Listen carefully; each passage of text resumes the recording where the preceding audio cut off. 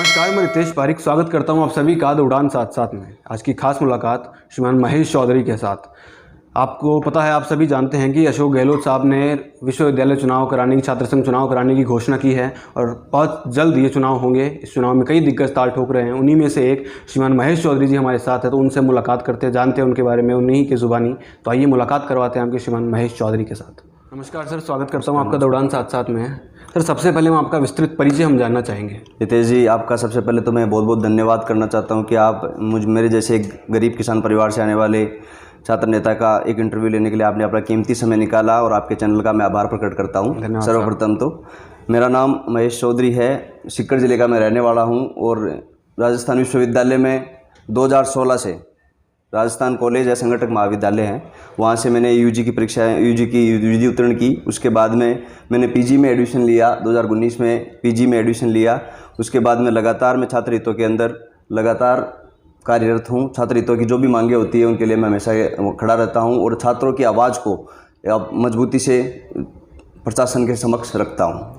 आप अभी फ़िलहाल राजनीति में एक्टिव हैं, सक्रिय हैं, तो सर ये राजनीति में आने का आपका मानस कैसे बना और कब से आप ये यहाँ पे एक्टिव है, और ये मतलब उद्देश्य क्या है मुख्य आपका राजनीति में आने का? जी, जैसे मैं आपको बता रहा था कि 2016 से मैं राजस्थान महाविद्यालय में यूजी का छात्र था। तो मैंने जब राजस्थान विश्वविद्यालय में जो छात्रों की मांगे थी, छात्रों के जो मुद्दे थे, उन मुद्दों को देखते हुए उनकी जो इच्छाएं थी वो संपूर्ण नहीं हो पा रही थी, जो उनकी समस्याएं आ रही थी उनको देखते हुए 2016 से ही मैं राजनीति में एक्टिव हूँ। लेकिन 2019 से मूल रूप से जब छात्र संघ चुनाव हुआ था, 2019 का जो लास्ट चुनाव हुआ था मूल रूप से, उसके बाद में मैं मुख्य रूप से चुनावों की कैंपेनिंग में लग गया। 2019 के बाद में एनएसयूआई संगठन के साथ मिलकर के मैंने एनएसयूआई की विचारधारा से जुड़ के मैंने छात्रों के लिए आवाज़ उठाई, और छात्रों के जो भी कार्य थे, जिन छात्रों जो दूर दराज गरीब किसान परिवार से जो छात्र आते थे, उनकी समस्याओं को के निवारण के लिए मैं हमेशा, और मेरे जो साथी जो मेरे साथ कार्य कर रहे हैं वो साथी हमेशा 24/7 मेरे सभी साथी सभी छात्र छात्राओं की समस्या का निवारण करने के लिए तैयार रहे हैं। इसी के साथ हमने छात्र भावनाओं को देखते हुए, छात्र छात्राओं की भावनाओं को देखते हुए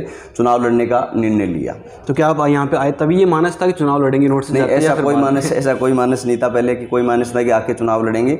लेकिन जब 2019 का चुनाव हुआ, उसके बाद में ही 2019 के चुनाव होने के बाद में ही हमने चुनाव लड़ने का मानस बनाया, और उसके बाद में ही जो छात्र छात्राओं की जो समस्याएं थी, उन समस्याओं का निवारण करने के लिए उनको एक मजबूती प्रदान करने के लिए, एक मजबूत स्तंभ उनके लिए हमने विश्वविद्यालय में खड़ा करने के लिए छात्र राजनीति में कदम रखा और छात्र संघ का चुनाव लड़ने का विचार किया।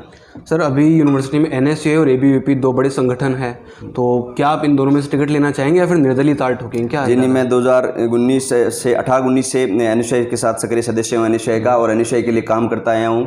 एंड अभी वर्तमान में हमारे प्रदेशाध्यक्ष जी हैं अभिषेक चौधरी जी, वो लगातार एनएसयूआई एक चरम सीमा पे जाके कार्य कर रही है। जैसे कोविड का काल देख लो, आपके सभी कार्य देख लो, और कोई भी चीज़ें हर प्रकार के धार्मिक कार्यों में देख लो, एनएसयूआई हमेशा अग्रिम स्थान पर मिलेगी। और एनएसयूआई काफ़ी सालों से एनएसयूआई ही मजबूत रही है।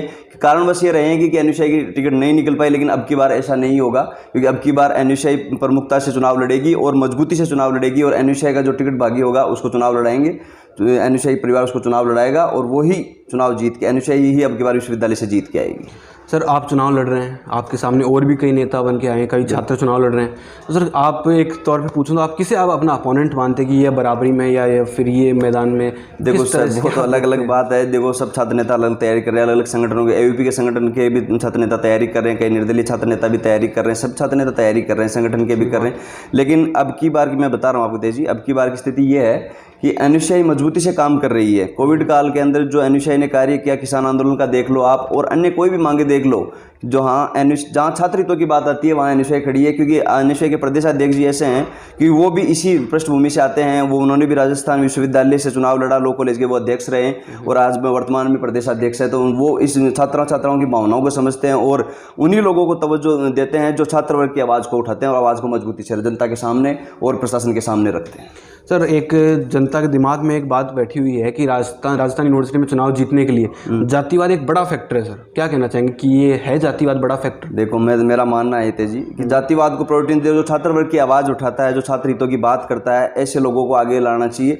और हमेशा जो छात्र हित को लेकर जो चलता है, उन लोगों को आगे जातिवाद, एक छात्र राजनीति के अंदर जातिवाद को प्रायोरिटी नहीं देनी चाहिए, और उन सभी जातियों को साथ में लेके एक ऐसे छात्र नेता का चुनाव होना चाहिए जो सभी छात्र वर्ग की आवाज़ को मजबूती से प्रशासन के समक्ष रख सके। और क्या अभी धनबल और बाहुबल के बारे में क्या कहना चाहेंगे? क्या गरीब छात्र भी चुनाव लड़के जीत सकता है, ऐसा संभव है माना जाए? बिल्कुल, सब लड़ सकते हैं। धनबल के आधार पे कई लोगों ने चुनाव लड़े लेकिन वो नहीं जीत पाए धनबल के आधार पे। जो छात्रों की आवाज़, मैं कह रहा हूँ आपको, जो छात्रों की आवाज़ को मजबूती से रखेगा, मजबूती से उठाएगा, वो ही राजस्थान विश्वविद्यालय में छात्र संघ का चुनाव लड़ पाएगा। आप अभी राजनीति में हैं, पहली सीढ़ी पे आप हैं, तो कई नेता हैं प्रदेश में भी जो यूनिवर्सिटी से निकले हैं, और भी कई नेता हैं, तो कोई पसंद आपकी कि इसे मैं पसंद करता हूँ, आइडियल मानता हूँ? ऐसे नेता खूब हैं, लेकिन मैं बता रहा हूँ आपको उदाहरण, हमारे प्रदेशाध्यक्ष जी हैं, यहीं से निकले हैं सब। और आज एनुशय किया, प्रदेशाध्यक्ष राजस्थान विश्वविद्यालय से ही या उन्होंने सब कुछ ग्रेजुएशन किया है, वहाँ से लॉ कॉलेज के वो अध्यक्ष हैं, उन्होंने यूनिवर्सिटी का चुनाव लड़ा, उसके बाद में आज वो वर्तमान में प्रदेशाध्यक्ष हैं और एनुशय को मजबूती से पूरे राजस्थान में एक अच्छा संदेश छात्र वर्ग में देने का कार्य कर रहे हैं। जैसा कि आपकी बातों से भी लगा, आप एनएसयूआई से टिकट चाहते हैं, आपने बताया भी, तो सर आपकी विचारधारा भी फिर कांग्रेस पार्टी और झुकाव रखती है? बिल्कुल बिल्कुल। अभी कांग्रेस पार्टी 2.5-3 साल हो गए कार्यकाल, सरकार ने सब करे 3 साल बेमिसाल, आप क्या मानते हैं, जो बढ़िया कार्यकाल चल रहा है या फिर जंगल राज बना हुआ है, क्या मानते हैं आप? बिल्कुल बिल्कुल तेजी, आपको बताना चाह रहा हूँ मैं, माननीय जननायक अशोक गहलोत जी के नेतृत्व में बहुत ही अच्छा कार्यकाल चल रहा है और आम छात्र वर्ग, आम किसान परिवार, गरीब की आवाज़ उठाने वाले नेता हैं आदरणीय जननायक अशोक गहलोत जी, और हर वर्ग को साथ लेकर चलने वाले हैं। अभी आप 2 साल से जो अभी आप छात्र वर्ग की बात कर लेते हैं कि 2 साल से छात्र संघ चुनाव बंद पड़े थे। 2 साल से छात्र संघ कोरोना के कारण जो छात्र संघ चुनाव बंद पड़े थे, उन्होंने माननीय जननायक ने बड़े भाई अभिषेक चौधरी के आह्वान पर उन्होंने 10 दिन पहले उन्होंने मुलाकात करी और 10 दिन बाद में उन्होंने छात्र वर्ग के जो सभी संपूर्ण राजस्थान प्रदेश भर में छात्र संघ चुनाव कराने की घोषणा कर दी। तो आप मानते हैं कि छात्र वर्ग, आम जन, आम किसान परिवार के सभी लोगों की भावनाओं को देखते हुए उन्होंने इतना ऐतिहासिक फैसला लिया कि छात्र नेता जो कि पिछले 2-3 साल से तैयारी कर रहे हैं, चुनाव नहीं हो पा रहे, राजनीति की पहली पाठशाला विश्वविद्यालय को माना गया है। फिर तो अगर छात्र नेता को मौका ही नहीं मिलेगा चुनाव लड़ने का, तो वो कैसे राजनीति में आगे आएंगे, लोकतांत्रिक प्रणाली को कैसे सीख पाएंगे? तो उन्होंने एक अच्छा और ऐतिहासिक डिसीजन छात्र संघ चुनाव करवाने का लिया। सर अभी एक ज़मीन प्रकरण का विवाद भी चल रहा है यूनिवर्सिटी में, आप किस तरह से देखते हो? बिल्कुल चल रहा है, महाराजा महाविद्यालय की ज़मीन का जो प्रकरण का मामला चल रहा है तेजी, अब बता रहा हूँ मैं, जेडीए प्रशासन उसके अंदर पिछले कई सालों से 8 बार प्रयास कर चुका है। 8 बार प्रयास कर चुका है उन्होंने, लेकिन वो हर बार विफल हो जाता है क्योंकि छात्र शक्ति इतनी मजबूत है कि उसको जेडीए को छात्र शक्ति के सामने घुटने टेकने पड़ते हैं। तो हमने आदरणीय मंत्री महोदय से भी निवेदन किया है और जेडीसी साहब को भी हमने ज्ञापन दिया है। हमने 10 दिन पहले प्रोटेस्ट भी किया था कि जो महाराजा कॉलेज का भूमि अधिग्रहण का मामला है, वहाँ अगर आपको आईपीडी टावर बनाना, आम जन को सुविधा देनी है, आईपीडी टावर बनाना है, तो और जो एसएमएस हॉस्पिटल्स है उसकी ग्राउंड की जगह पड़ी है, वहाँ बनाइए। आपको महाराजा कॉलेज की जमीन का भूमि का अधिग्रहण क्यों करना है? तो हमने छात्र वर्ग, आज भी एनुशय पिछले 10-11 दिन से धरना प्रदर्शन चल रहा है, अनशन चल रहा है, विश्वविद्यालय के मुख्य द्वार पर एनुशय के द्वारा धरना प्रदर्शन दिया जा रहा है और हम जब तक डटे रहेंगे जब तक हमारी ज़मीन को जेडीए प्रशासन हमें वापस नहीं देते। सर यूनिवर्सिटी में कई बार अराजकता का माहौल भी देखने को मिलता है, पुलिस में और छात्रों में झड़प होती रहती है, छात्र गुटों में भी कई बार झड़प होती है, तो शिक्षा के मंदिर में क्या होना ही उचित मानते हैं आप? नहीं, ऐसा नहीं होना चाहिए। छात्र वर्ग की आवाज़ को दबाने का कार्य प्रशासन अगर करता है तो थोड़ा सा मामला गड़बड़ा जाता है। अगर मैं ये प्रशासन से और सभी प्रशासन के जो लोग हैं उनसे निवेदन करूँगा, छात्र वर्ग की आवाज़ को दबाया नहीं जाए, क्योंकि छात्र वर्ग है, अभी छात्रों की मांगों को नहीं उठाएगा तो कौन उठाएगा? अगर छात्र नेता छात्रों की आवाज़ को नहीं उठाएगा तो उठाएगा कौन? तो छात्र वर्ग की जो आवाज़ है उसे प्रशासन तक पहुंचने देना चाहिए। प्रशासन का, पुलिस प्रशासन है, उसका काम है व्यवस्था बढ़ाना, ना कि छात्रों के साथ में दुर्व्यवहार करना या छात्रों के साथ में कोई किसी प्रकार के मुकदमे बनाना। ये काम प्रशासन का नहीं है। प्रशासन का काम ये है कि व्यवस्था को सुचारू रूप से बनाए रखे और जो छात्रों की मांगे हैं, छात्र छात्राओं की जो मांगे हैं, उनको सुचारू रूप से प्रशासन तक पहुंचाया जाए। सर आप चुनाव लड़ रहे हैं और आपके साथ ही कम से कम दर्जन भर और भी उम्मीदवार हैं। बिल्कुल बिल्कुल। उनमें से आप ही को वोट क्यों?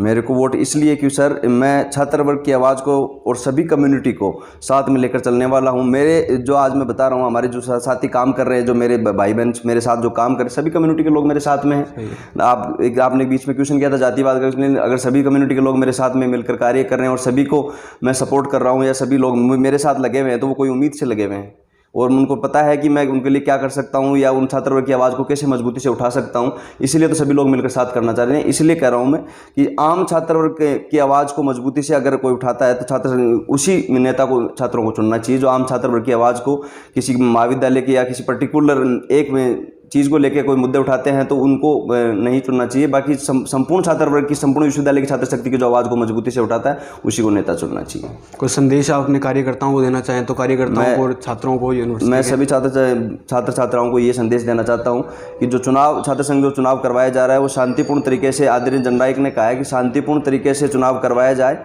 और लोकतांत्रिक प्रणाली के तहत चुनाव करवाया जाए। सभी संगठनों को चुनाव लड़ने का अधिकार है, सभी छात्र नेताओं को चुनाव लड़ने का अधिकार है। छात्राएं जिन नेता को चुनेगी वही छात्र संघ का अध्यक्ष बनेगा। तो सभी छात्र छात्राओं को मिलजुल के और सभी छात्र नेताओं को आपस में मिलजुल के भाईचारे के साथ में चुनाव लड़ना चाहिए। किसी प्रकार की अराजकता और अव्यवस्था नहीं फैलनी चाहिए। सभी से मेरा यही निवेदन है।